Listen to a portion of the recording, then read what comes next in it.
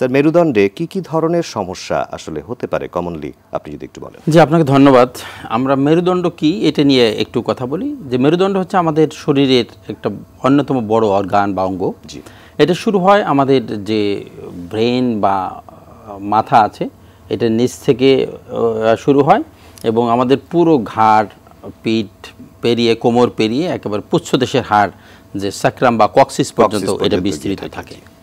এবং এইটার মানে তৈরি মোস্টলি অনেকটা হাড় দিয়ে, অনেকগুলো হাড়ের সমন্বয়ে তৈরি হয় এবং এর মধ্যে আছে যে sophisticated structure, nervous tissue, nerve tissue, এটা স্পাইনাল কর্ড বলি আমরা, যেটা স্পাইনাল কর্ডে তৈরি হয়েছে ব্রেন থেকে একেবারে সরাসরি কানেক্টেড এবং এটা শেষ হয়েছে একেবারে লাম্বার স্যাক্রাম এবং মানে স্যাক্রামের নিচ পর্যন্ত প্রায় কক্সিস পর্যন্ত। এই পুরো অংশটাকে বলা হয় মেরুদণ্ড।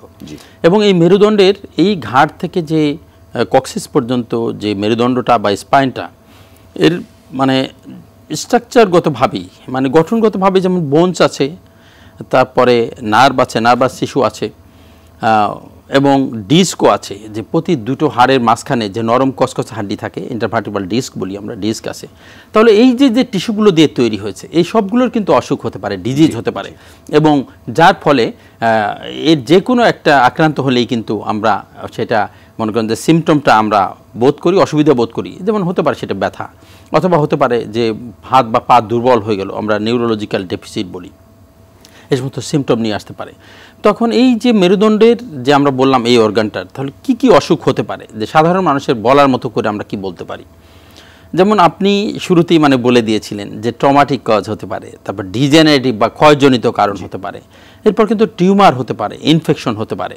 তো আমরা যদি ভাগ ভাগ করে বলি, যেমন ট্রমা, ট্রমা হলো আমরা আঘাতজনিত কারণ আমরা বুঝতে পারি, যে মনে করেন যে গাড়ি থেকে পড়ে গেছে, অথবা মনে করেন বিল্ডিংয়ের ছাদে কাজ করতেছিল, বা হয়তো বিল্ডিংয়ের কার্নিশে বসে এসির এয়ার কন্ডিশনে কাজ করতেছিল মিস্ত্রি, অথবা মনে করেন যে ট্রাকের যে হেল্পার, সে কাজ করে উপরে ট্রাকের মাল লোড করা আছে, তার উপরে সে মানে পরিশ্রান্ত শরীর নিয়ে হয়তো ঘুমিয়েছিল, ওখান থেকে হার্ট ব্রেক করার ফলে বা অ্যাক্সিডেন্টের ফলে সে পড়ে যেয়ে তার মেরুদণ্ড ইনজুরি হতে পারে। এছাড়াও যে এমনি আমরা যদি ওয়েট লিফটিং করি, যে বেন্ডিং পজিশনে সামনের দিকে ঝুঁকে যদি কেউ ভারী ওজন বহন করে, উত্তোলন করে, তাহলে সেটাও একটা ট্রমা। এক্ষেত্রে ডিস্ক প্রোল্যাপস হতে পারে।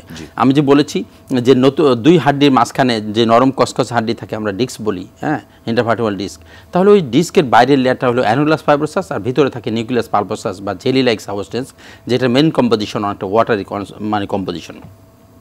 তো এই যে অ্যানুলাস ফাইব্রোসাস যে টিয়ার হয়ে ডিস্ক প্রোল্যাপস হয়ে গেল, যেটা মনে করেন যে স্পাইনাল কর্ডকে অথবা স্পাইনাল কর্ড থেকে দুই হাতের দিকে বা দুই পায়ের দিকে যে নার্ভ রুটগুলো আসে, স্নায়ুগুলো আসে, ওগুলোর গোড়ায় চাপ দিয়ে মনে করেন যে ব্যথা সৃষ্টি করতে পারে। এটা হলো মনে করেন ট্রমাটিক, সেটাও একটা আঘাত হতে পারে।